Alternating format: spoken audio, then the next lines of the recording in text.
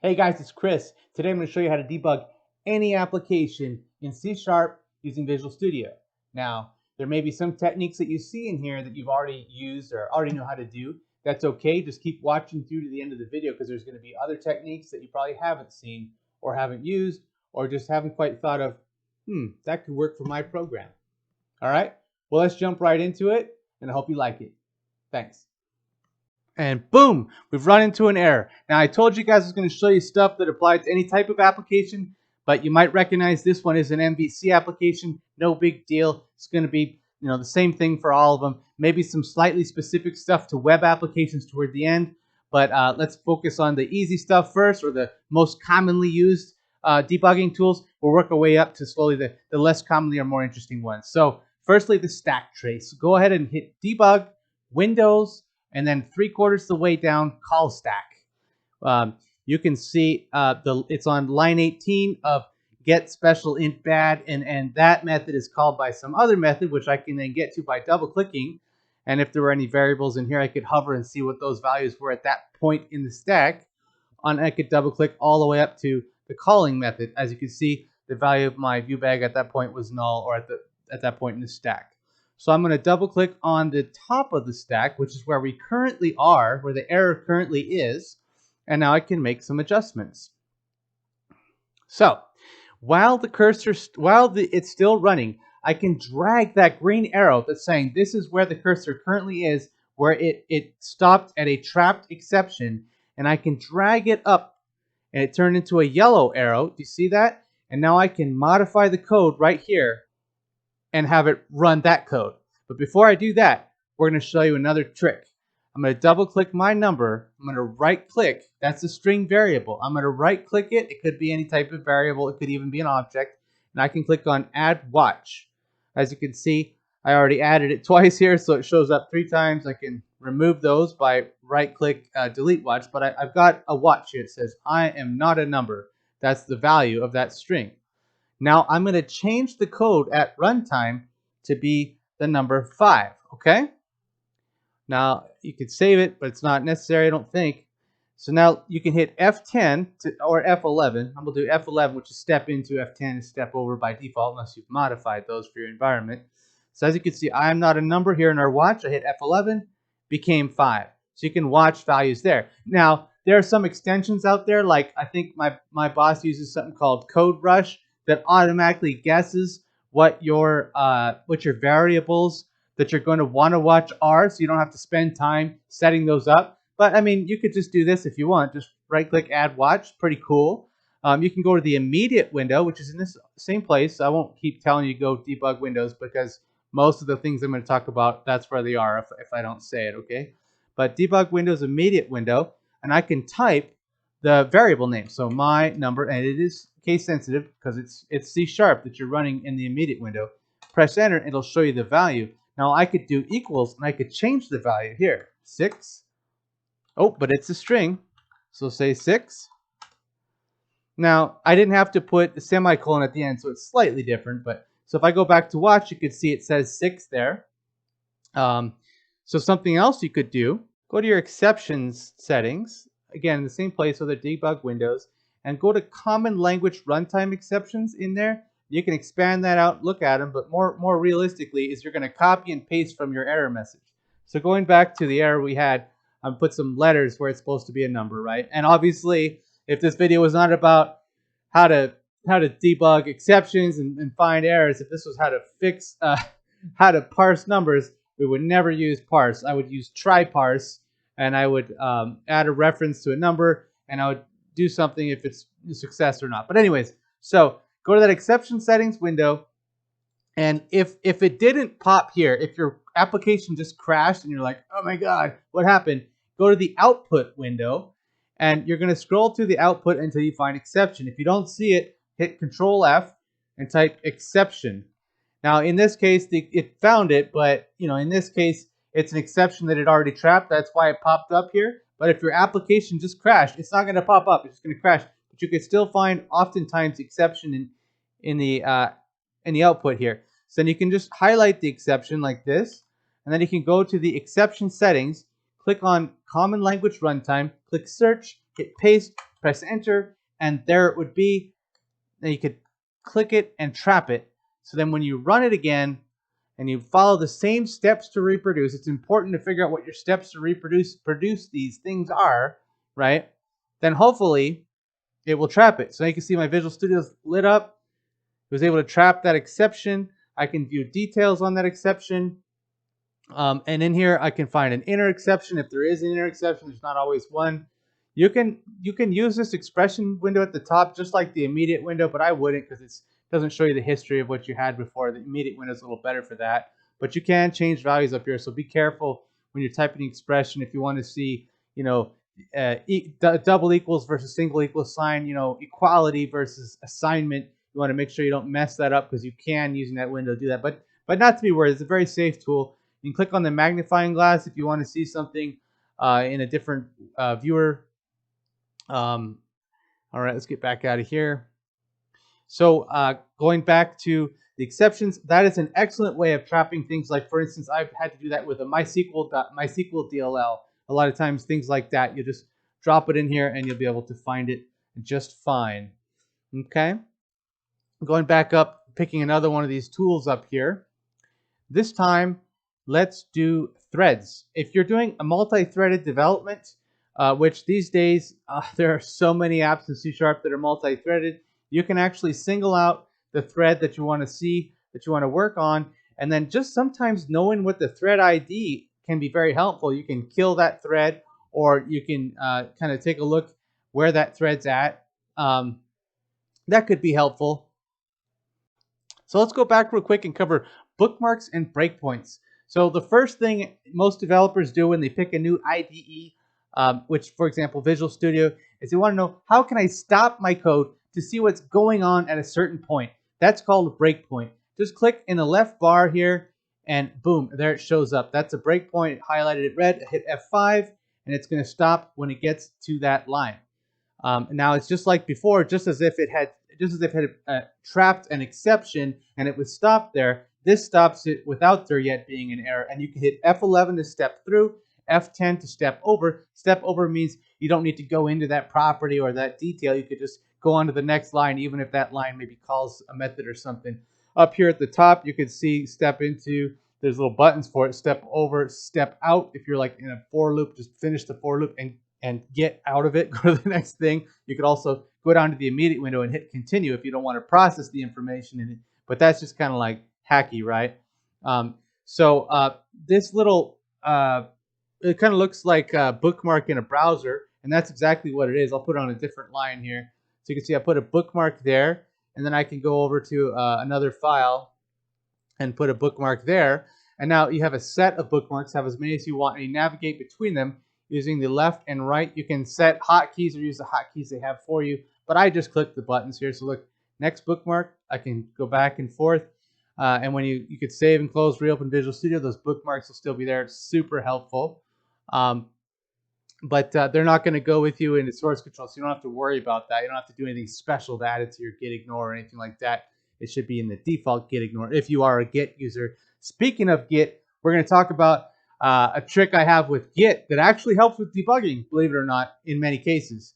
But it's one of those less used, so I figured I'd put it toward the end. And since we haven't left totally the topic of breakpoints yet, since my breakpoints still hit, I do want to tell you about another type of breakpoint. If you're in a C# view, or if you're in a web file, like a JavaScript file, anything that has JavaScript in it. Let me see if any of these do here. I think probably in my shared layout. Well, there's a head tag here. The script tag here at the bottom. Let's say I had a script type JavaScript. A lot of people put the JavaScript in their own file, but this is just for show and tell here. And I had, like, some let myvar equal 5 console.writeLine.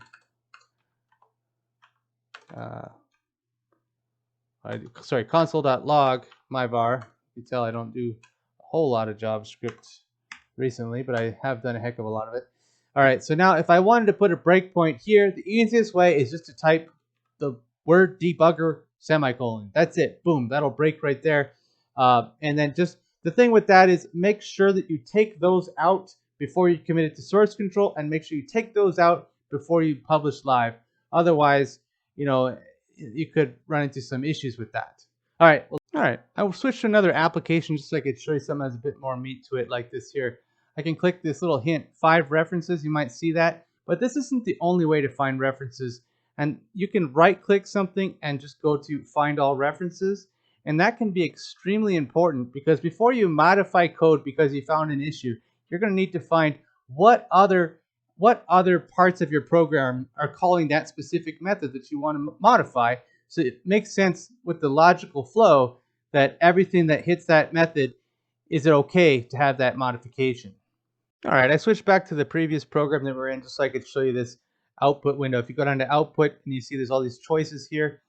So if you wanted to do, console.writeLine, you could see if it was a console application, you'd have to open the console, which is separate from this output here.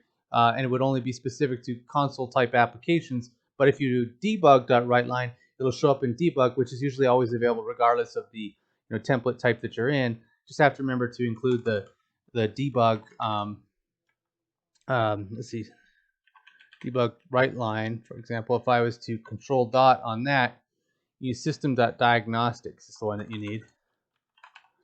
And this is good because sometimes you just got to write a little message out somewhere. But the thing is, displaying it here in the output is not, my error is blah blah blah blah blah, right? But just displaying it out here in this screen is great for some things, right? But it's not always the best. And so you always want to find a way to implement a good logger in your application. I'm going to do a video just on logging. If you guys are interested, let me know in the comments or whatnot. But because I was thinking of doing that. But depending on what you're using, there's a lot of choices. If you're using .NET Core, there's a nice interface for logging that is provided for you. And there's some examples out there on a Microsoft page. You could implement it that way. There's also a lot of open source libraries that have great logging that are available to you. And some of them are going to have options for logging to different types of database, MySQL, SQL Server, maybe some MongoDB, whatever it is. But then there's also choices to logging to flat files. Another thing, just going back to that error we had earlier that we intentionally created, is if you're in a .NET application, like C# app here, and we throw in an exception, or we catch an exception, or we aren't able to really figure out where it's happening from. Like, let's say you're debugging this thing in production, and for whatever reason you're having trouble finding it, you can always go to the event logs wherever your app is. So if it's hosted on IS on a server, you're going to go to that server and go to the event logs. If it's running on your computer, you can go there. So what I mean by event logs is you hit start and just type event viewer. And I'll show you how to find these things. This is where they usually are. It might be in a different place, but this is where they usually are. Go to Windows logs. Go to application. Let's try to find the one that we just had. As you can see, it's got our stack trace too. So right here, get special int bad. It even says the line number, my static class line. So if I come back here, get special int bad, and if I hit stop, I'll be able to, my line numbers disappeared. You can always do Control G and just type 21. It'll take you to line 21 right here. A couple of advanced topics. There's something called attach to process.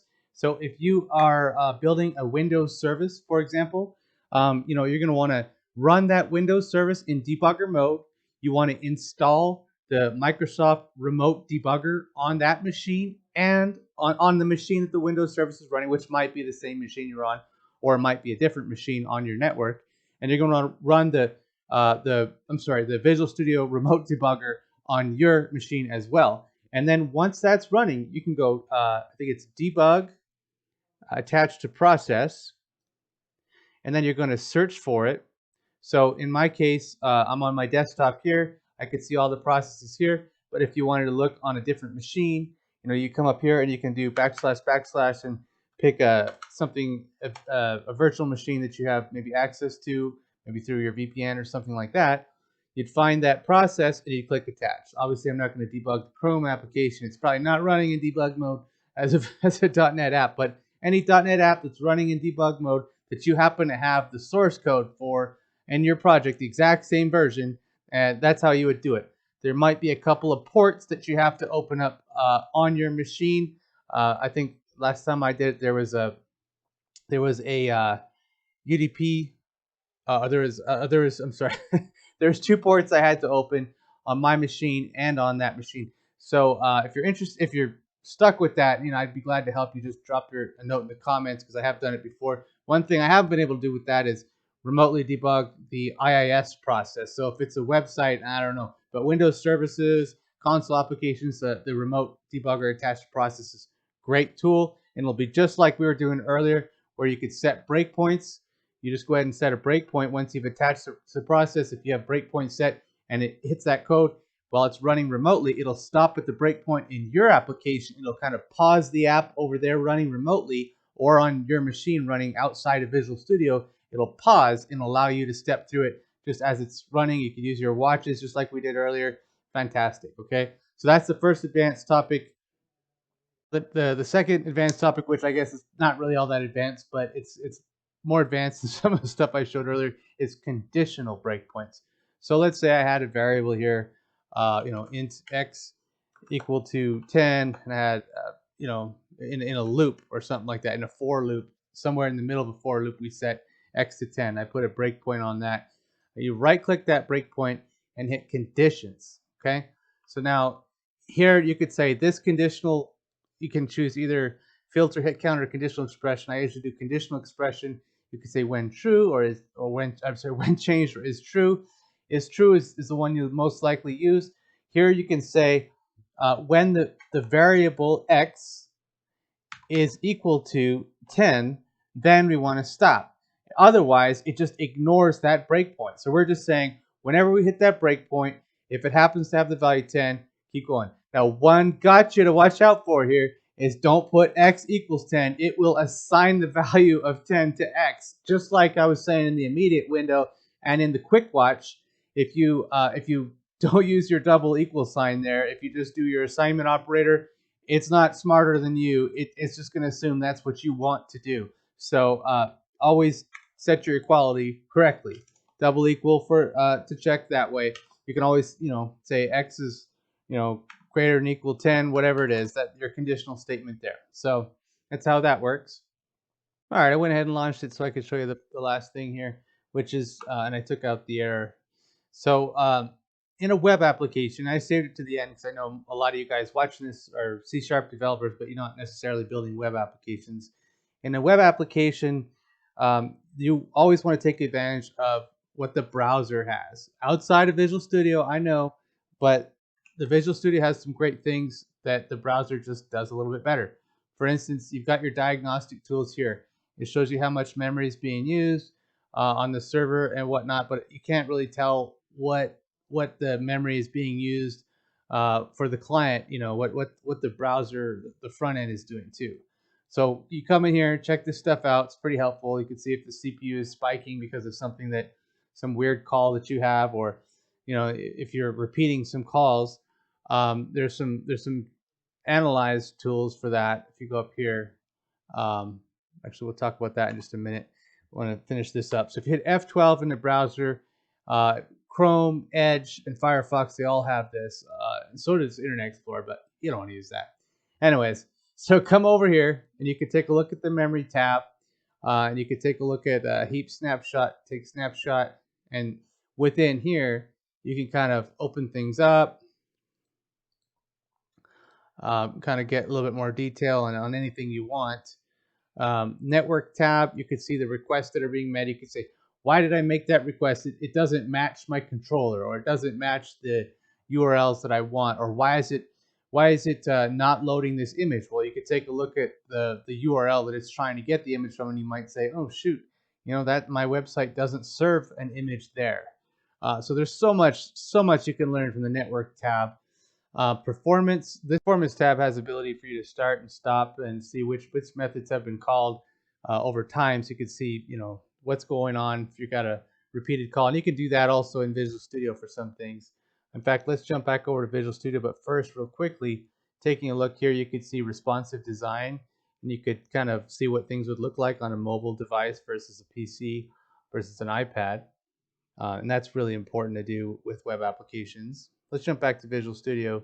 You may want to play around with the code cleanup. So you could hit the calculate, or so you could hit the view the code metrics result window here, and you can add columns, and then you could go ahead and do the code cleanup.